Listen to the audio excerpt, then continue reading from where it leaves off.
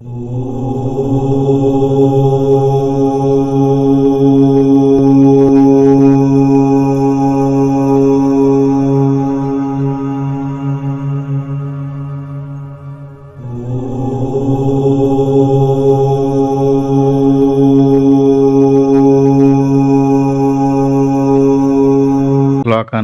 చెప్పుకుందాం.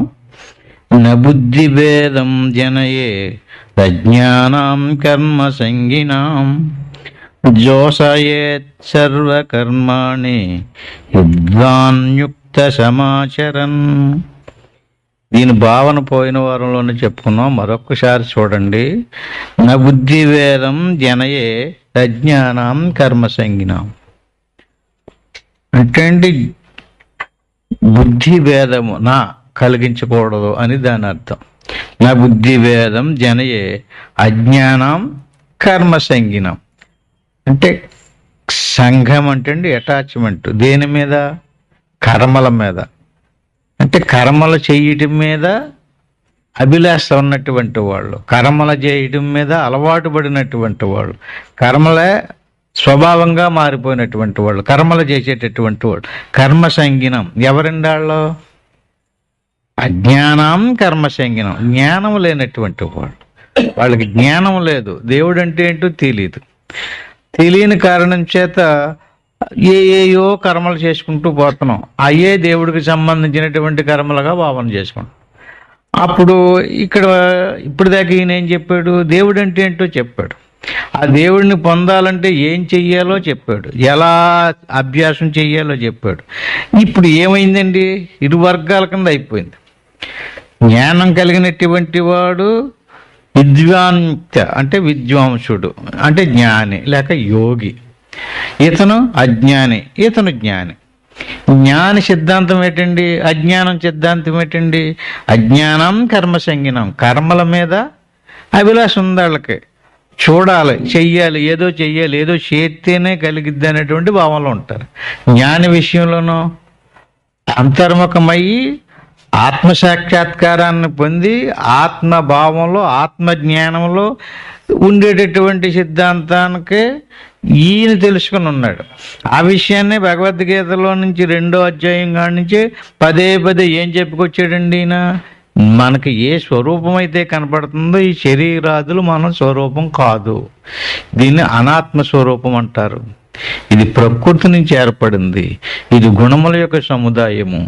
కానీ దీని వెనకాల ఉన్నటువంటి మన స్వరూపం వేరు, మన స్వస్వరూపం వేరు. మన స్వస్వరూపానికి ఆకారం లేదు, రూపం లేదు, గుణం లేదు. అది నిర్వికారమైనటువంటి జ్ఞానస్వరూపం. దాని యొక్క శక్తి సహాయంతోనే మనం మొత్తం అంతా తెలుసుకుంటున్నాం. అందుచేత నీవు కానీ నేను కానీ ఇక్కడ ఉన్నటువంటి రాజులందరూ కూడా అనేక సార్లు పుట్టి చనిపోవటం జరిగింది. ఆ విషయం ఎవరికీ తెలీదు, నాకు మాత్రమే గుర్తుంది. అంచేత ఈ పుడుతూ చస్తూ ఉండేటటువంటిది ఏదైతే ఉందో అది మన స్వరూపం కాదు. మన స్వరూపం దానికి భిన్నంగా, దానికి వేరుగా ఉంది. దానికి పుట్టుక కానీ సావు కానీ లేదు. అది కాల్చబడదు, తడుపుబడదు, ఎండింపబడదు, నరుకబడదు అని అనేక యుక్తులతో చెప్పడం జరిగిందండి. దానికి ఎలాగ అభ్యాసం చెయ్యాలో కూడా చెప్పారు. ఈ రకంగా ఆ జ్ఞానం తెలుసుకుని ఆ జ్ఞానభావంలో ఎవడైతే ఉంటాడో అటువంటి వాడిని యస్మాత్మరతిరేవస్య 17వ శ్లోకం ఇందులోనే ఆత్మతృప్తస్య మానవ ఆత్మన్యేవచ సంతుష్ట తస్య కార్యం న విద్యతే. అంటే ఈ రకంగా తన యొక్క వాస్తవ స్వరూపం ఏమిటంటే ఆత్మ. అందుచేత జన్మకు వచ్చినటువంటి ప్రతి వ్యక్తి కూడా తన వాస్తవ స్వరూపాన్ని తెలుసుకుని వాస్తవ స్వరూపంలోనే మనసును లగ్నం చేసి ఆ విధానంలోనే ఎవడైతే ఉంటాడో యస్వాత్మరతిరేవస్య ఆత్మతృప్తస్య మనః. బయట విషయాదుల్లో నుంచి తృప్తిని కాకుండా ఆత్మ ద్వారా ఆత్మను తెలుసుకోవటంలోనే ఆత్మను పొందడంలోనే ఆనందం పొందేటటువంటి వాడు. ఆత్మన్యేవచ సంతుష్ట, ఆత్మ ద్వారానే సంతోషం పొందేటటువంటి వాడు. అటువంటి వాడికి తస్య కార్యం న విద్యతే. ఇంకా చెయ్యాల్సినటువంటి పని లేదండి. ఇది బహిర్ముఖంగా ఇంద్రియాదులతో కర్మలు చేసేటటువంటి వాళ్ళు ఎవరైతే ఉన్నారో వాళ్ళకి పని పూర్తి అవ్వలేదు. వాళ్ళు ఈ కర్మ కాకపోతే ఇంకో కర్మ, ఈ జన్మ కాకపోతే ఇంకో జన్మ, అలా చేసినటువంటి కర్మ ఫలాలని అనుభవించడం కొరకు పుడుతూ చస్తూ ఉంటారు. ఇతనుకో కర్మ రద్దయింది, ఆత్మజ్ఞానం కలిగింది, జన్మకు రాడు కర్మ నశించిపోవడం వల్ల. అందుకు చేత ఈ ఎటువంటి ఏవాడైతే ఉన్నాడో అతనికి ఇంక చెయ్యాల్సినటువంటి పని లేదండి. ఏది చెయ్యాలో అది పూర్తి అయిపోయింది అతనికి. ఏది తెలుసుకోవాలనుకుని వచ్చాడో అది తెలుసుకున్నాడు, ఏది చెయ్యాలనుకున్నాడో అది చేసాడు. అందుకు చేత తస్య కార్యం నైవేద్యం. ఇంక చెయ్యాల్సినటువంటి పని లేదు, వినాల్సిన పని లేదు, తెలుసుకోవాల్సినటువంటి పని లేదు, చదవాల్సిన పని లేదు, చెయ్యాల్సిన పని లేదు, మొత్తం పూర్తి చేసాడండి. అది ఏది అది ఆ విషయం సర్వవ్యాపకంగా ఉండేటటువంటి ఏ దేవుడైతే ఉన్నాడో ఆ దేవుడే అందరిలోనే ఆత్మరూపంలో ఉన్నాడు. శరీరాలు వేరు, ఆ శరీరంలో ప్రాణం వేరు, దానికి లోపల ఇంద్రియాలు వేరు, అంతరింద్రియాలు వేరు, అన్నిటికీ ద్రష్టగా, అన్నిటికీ సాక్షిగా, ఏ పరిణామము చెందకుండగా, సావు పుట్టుకులు లేకుండగా నిశ్చలంగా నిత్యము ఉండేటటువంటి స్వరూపం ఆత్మ. అది ఎవరండి? అహం ఆత్మ గూఢాకేశ, నేను నీ శరీరంలో ఉండినటువంటి ఆత్మను. అప్పుడు మనకి ఇక్కడ ఏం తెలిసిందండి? దేవుడు ఏ రూపంలో ఉన్నాడు? ఆత్మ రూపంలో ఉన్నాడు. ఎక్కడున్నాడు? మన శరీరంలో ఉన్నాడు అని తెలిసింది కదండి. ఎంతవరకు మనం దేవుణ్ణి తెలుసుకోలేదో అంతవరకు దేవుణ్ణి తెలుసుకోవడం కోసం పుడుతూనే ఉండాలి. ఎంతవరకు దేవుణ్ణి దర్శించలేదో అంతవరకు కర్మ రద్దు అవ్వదండి. అందుచేత మనం దేవుణ్ణి తెలుసుకున్నాం, దేవుణ్ణి పొందాం సాధన ద్వారా. అప్పుడు ఏమైనట్టండి? కర్మ రద్దు అయిపోయింది. ఇంకేం పని చెయ్యాలి? పూర్తి అయిపోయింది కదా, వచ్చిన పని పూర్తి అయిపోయింది కదండి. అందుకు చేత ఆ తస్య కార్యం నా విద్యదే. అతనికి ఇంకో పని లేదు, ఇంకో తెలుసుకోవాల్సినటువంటి పని లేదు, వినాల్సింది లేదు, చదవాల్సింది లేదు, చెయ్యాల్సింది లేదు అని కాదని చెప్పుకొచ్చాడు. ఇదే కదా అసలు మన శాస్త్రాలన్నీ చెప్పినటువంటి ఈ విషయాన్నే కదా చెప్పింది. అయితే ఇక్కడ మనకి బహిర్ముఖంగా అజ్ఞానం కర్మసంజ్ఞ, అజ్ఞానంతో కూడుకున్నటువంటి వర్గం ఇంకొకటి ఉందండి. ఇప్పుడు దాకా చెప్పినటువంటి వర్గం ఎవరిదే? జ్ఞానులది. అంటే దేవుణ్ణి ఆత్మరూపంలో తన శరీరంలోనే దర్శించేటటువంటి వాడు. బహిర్ముఖం కాదు, అంతర్ముఖం. ఆత్మజ్ఞానం, భాష జ్ఞానం కాదు, వ్యవహారిక జ్ఞానం కాదు, ఆత్మజ్ఞానంతో ఆత్మసాక్షాత్కారం పొందినటువంటి వ్యక్తి. ఇదొక మతం, జ్ఞానుల మతం, యోగుల మతం. ఈ రకంగా దేవుణ్ణి తనలోనే చూస్తారు వాళ్ళు, బయట చూడరు. ఒకవేళ ఎవడైనా దేవుణ్ణి బయట చూడడానికి ప్రయత్నం చేసాడు అనుకోండి, అతను ఎవరండి? జ్ఞాని కాదు, జ్ఞాని వర్గం కాదు. అది దేవుణ్ణి బయట చూస్తున్నాడండి. బయట చూసేటటువంటి వాడు ఆ దేవుడు నిమిత్తంగా వేరేయో కర్మలు చేస్తుంటాడు. అందుకని నా బుద్ధి భేదం జనయే తజ్ఞానం కర్మ సంగీన. ఇక్కడ జ్ఞానిగా ఉన్నటువంటి వాడు చాలా జాగ్రత్తగా ఉండాలని చెప్తున్నాడండి. ఎలాగని? ఏంటండి? జోషయేత్ సర్వకర్మాణి విద్వాన్ ముక్త సమాచరణ. ఇతను ముక్తుడు. ఇతను ఇతను తీసుకోవాల్సినటువంటి జాగ్రత్త ఏంటండి? అజ్ఞానిని కట్ చేయకూడదండి. అది తప్పు, అది కరెక్ట్ కాదు. తీర్థయాత్రలు లేవు, పూజలు లేవు, పునస్కారాలు లేవు, తపం లేదు, జపం లేదంటూ కొంత జ్ఞానం వచ్చేటప్పుడు ఖండించి తీసి పడుతున్నాం కదండి. అప్పుడు ఏమవుతుంది? అజ్ఞానులు మతం. అసలు వాళ్ళని అలాగెందుకు ప్రవేశపెట్టారండి? మన ఋషులే కదా అలా ప్రవేశపెట్టారు. అసలు అలాగెందుకు ప్రవేశపెట్టారండి? వాళ్ళకి జ్ఞానం కలుగుతులేదనే కదా. అజ్ఞానంలో ఉన్నారు కనుక అజ్ఞానుల్ని కూడా నింపాదిగా జ్ఞానులలోకి తీసుకురావాలంటే ఏం చేయాలండి? నాకు ఒక పద్యమో ఒక శ్లోకమో మీరు చెప్పాలనుకున్నారనుకోండి, ఏం చేస్తారండి? చదవమంటారండి. ఆ చదవమన్నప్పుడు అతను చదవలేకపోతున్నాడు అనుకోండి, ఏం చేస్తారు?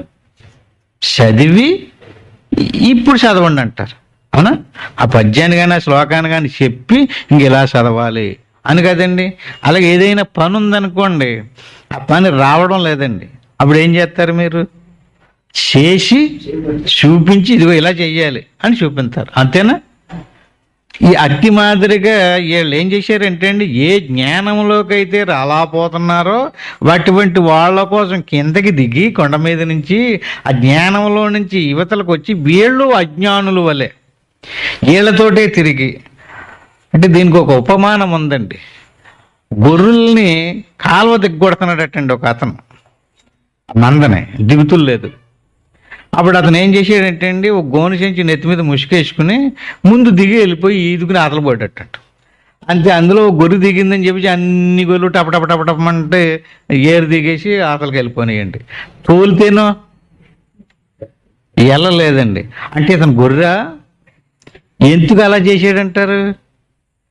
అంటే వాళ్ళని మళ్ళించాలి అటేపుకి.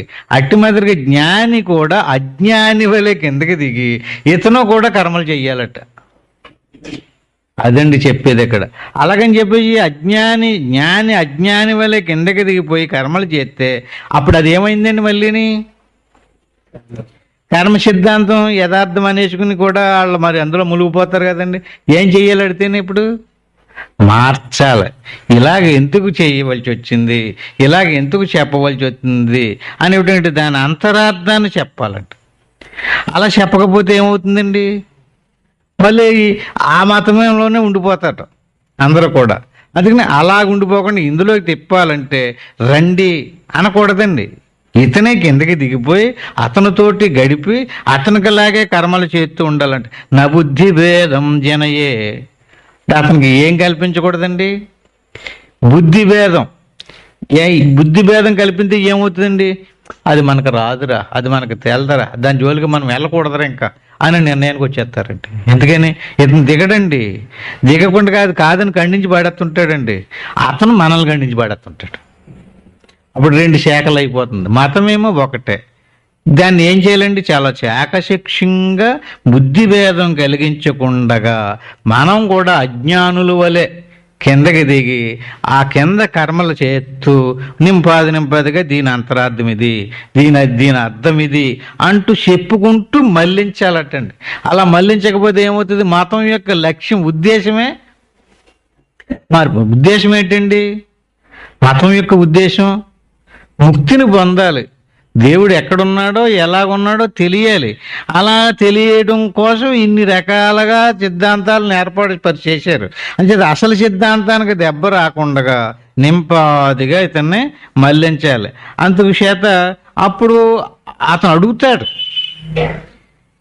నువ్వు ఇలాగని చెప్తుంది కదా శాస్త్రం, మరి ఇదేటి అదేటి అనేటువంటి ఆ విషయం అతనికి తెలిసి వచ్చేదాకా.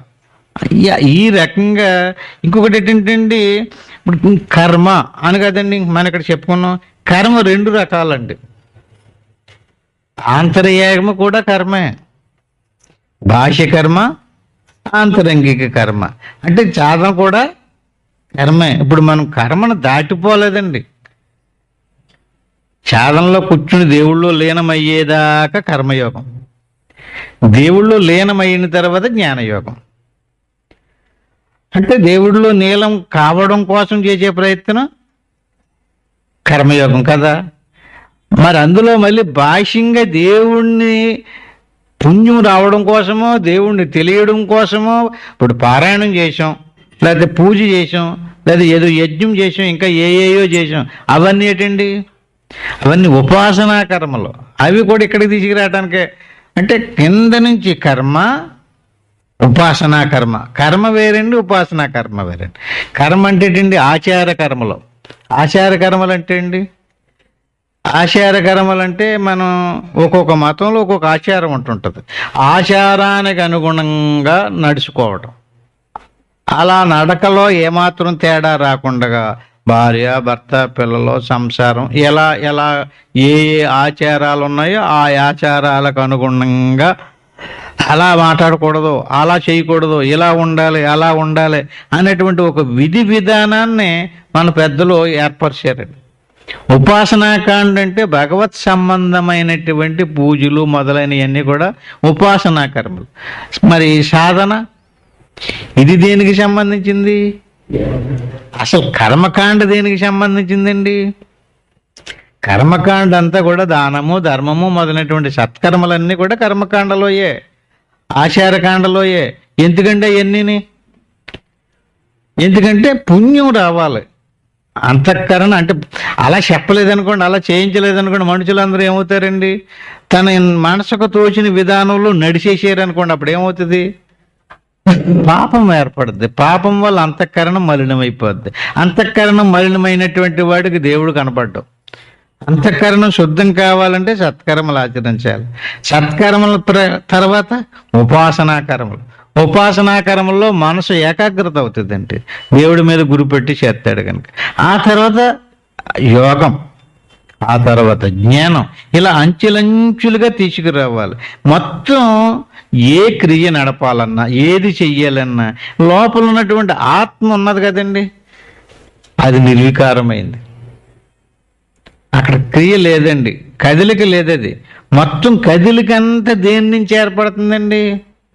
ప్రకృతే క్రియమాణాని గుణై కర్మాని సర్వసః అహంకార విమూఢాత్మ కర్తాహమితి మన్యతే. ఈ శ్లోకం తెలియాలంటే అండి మనకి చాలా జ్ఞానం రావాలి. మన స్వరూపం ఏంటన్నది మనకి తెలిసి వచ్చిందనుకోండి, తెలిసి వస్తే అప్పుడు అంటే మనం అనుకుంటున్నామండి, మనం చేసేటటువంటి కర్మలన్నీ మనమే చేస్తున్నాం అనుకుంటున్నాం.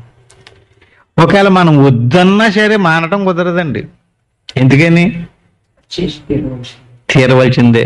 ప్రకృతే క్రియమాణాని అలా సృష్టించబడింది అది. దాన్ని ఆపుచేయటం కుదరదండి. దాని ప్రకారంగా ప్రకృతే క్రియమాణాన్ని, ప్రకృతి ద్వారా క్రియలు జరుగుతున్నాయి. అసలు ప్రకృతి ద్వారా క్రియ ఎందుకు జరుగుతుంది? గుణే కర్మాణి సర్వసః. ప్రకృతిలో గుణాలు ఉన్నాయండి.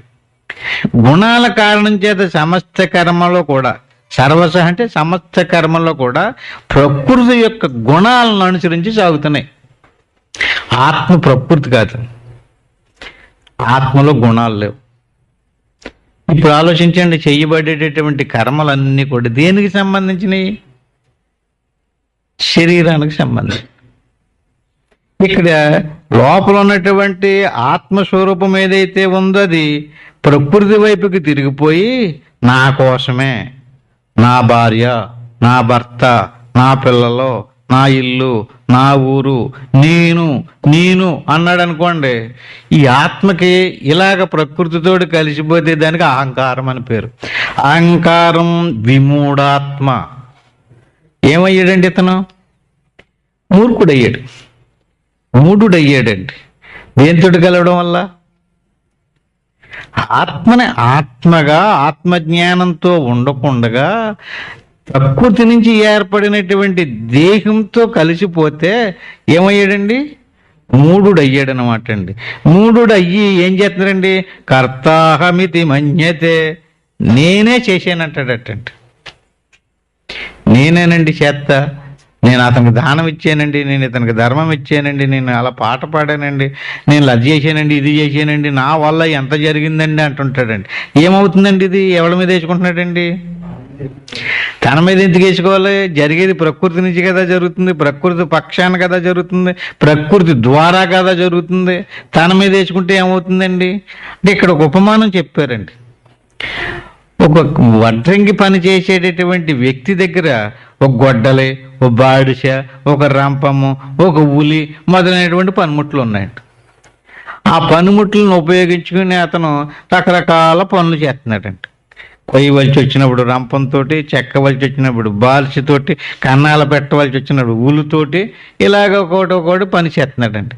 వీటిని ఏమంటారండి? పనిముట్లు అంటారు కదండి. ఆ పనిముట్లను ఉపయోగించేటటువంటి వాడు ఈ పనిముట్లన్నిటిని వదిలేసి బాసి పెట్టేసి కూర్చున్నాడు అనుకోండి, అతన్ని ఏమంటారండి? వడ్రింగ్ అనరండి. ఎప్పుడు అంటారండి అతన్ని? ఏ పనిముట్టును ఉపయోగిస్తున్నాడో ఆ పనిముట్లను ఉపయోగించేటప్పుడు ఆ కర్మ చేస్తున్నాడు అతను. అట్టి మాదిరిగా ఆత్మ అనాత్మతోటి కలిసి నేనే చేశానండి అన్నాడు అనుకోండి, తగులుకుందంతే. ఇక్కడ ఏం చెయ్యాలి బాగా ఆలోచించండి. నేను చేయలేదు అనాలా? చేసినోడు ఇతనే కదా. నేను అబద్ధం ఆడిచి నేను కాదండి, అబద్ధం ఆడుతా అనమన్నా ఇక్కడ కాదు కదా. చేసిన కర్మని కాదని చెప్పమనా అక్కడ సంకేతం కాదు. ఏంటి మెలుక? ఈ రహస్యం ఏంటండి?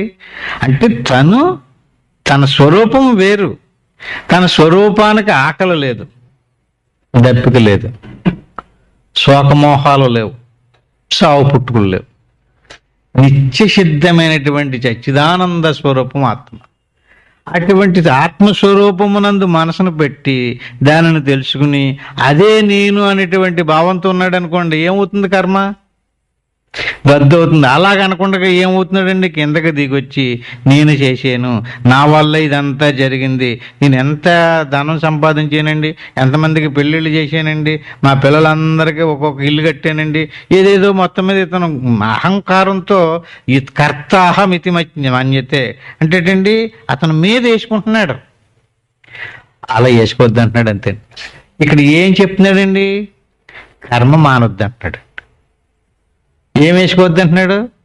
మీద వేసుకోవద్దు అంటున్నాడు. ఏమర్థమైంది ఇక్కడ? ఇప్పుడు మనం ఏమనుకుంటున్నాం? బంధింతది కర్మ చేస్తేనే, అంచేత కర్మ చేయకుండా మౌనం అయిపోయి శుభ్రంగానే బెల్లగొట్టినప్పుడు వచ్చి కొంత ప్రసాదం తీసుకుని మీ మౌనంలో కూర్చుంటామండి, మాకు ఏ పని చెప్పకండి, ఇంక మేము సంసారం చెయ్యము, మాకు ఇదేం వద్దు అని అనుకుంటున్నాం. అలాగే ఒకవేళ ఎవడైనా కళ్ళు మూజిగిన మౌనంలో శుభ్రంగా భార్య పిల్లల్ని వదిలేసి కూర్చుంటే అతను మనం ఏమనుకుంటున్నామండి? అవి బాబు దేవుడు అయిపోయాడు, ఇతను చాలా గొప్పవాడు అనేటువంటి భావంతో అతను చుట్టూరు తిరుగుతున్నాం. ఏం చెప్పాడంటే ఇక్కడ ఇతను?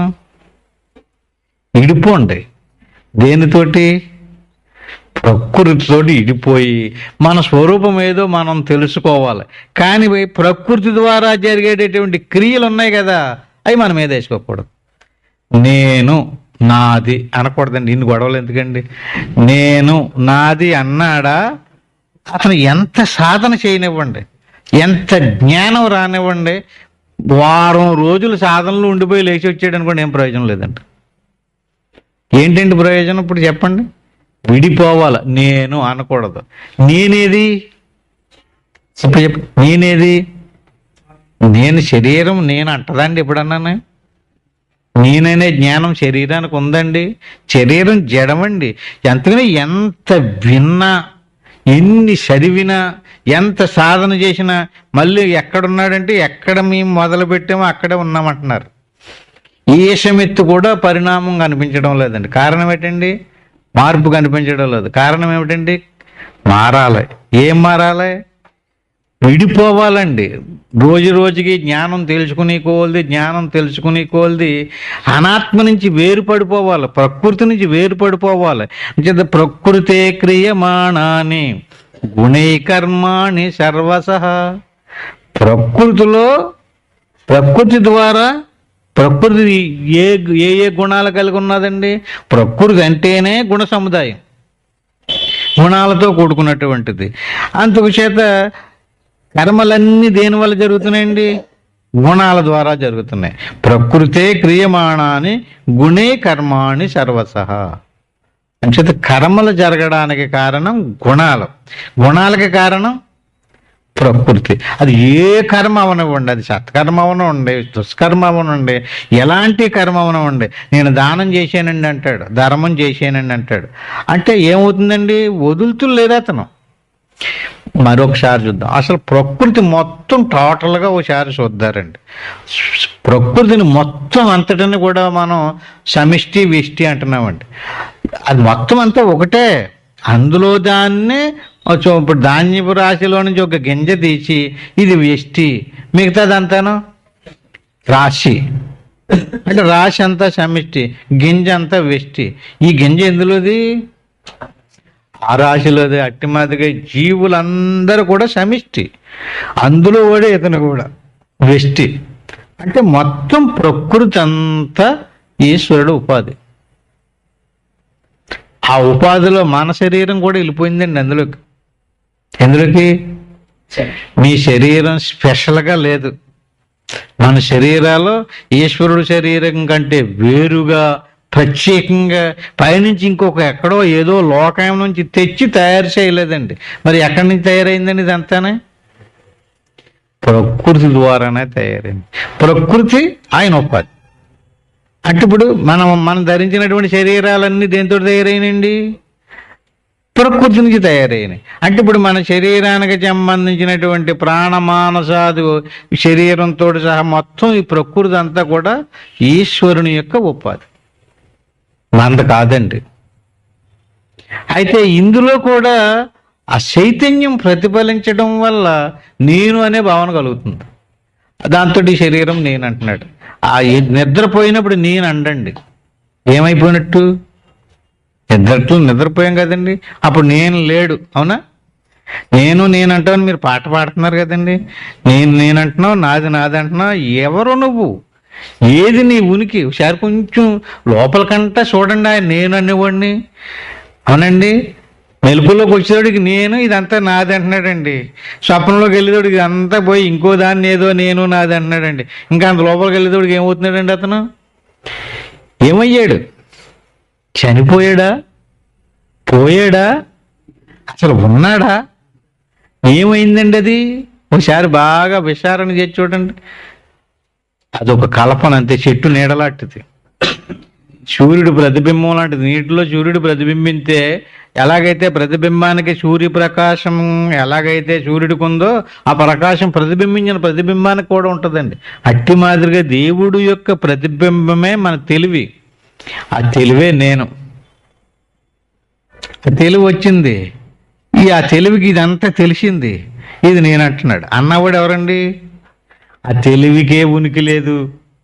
ఏది? నేనన్నవాడు ఉన్నాడు కదండి, ఆ నేనన్నవాడికి ఏమి లేదు, ఉనికి లేదు. అది నిజం కాదండి. అతను అంటే ఇక్కడి నుంచి స్టార్ట్ అయ్యి ఇక్కడి దాకా జీవించి ఆ తర్వాత పోతాడన్నట్టుగా లేదండి ఇతనికి.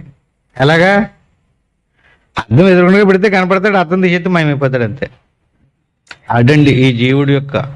కాకపోతే ఆయన ఏమన్నాడంటే అండి, జీవుడిని మమైవ అంశం అన్నాడండి, ఆత్మని అంశ అనలేదండి. మరి ఏమన్నాడండి?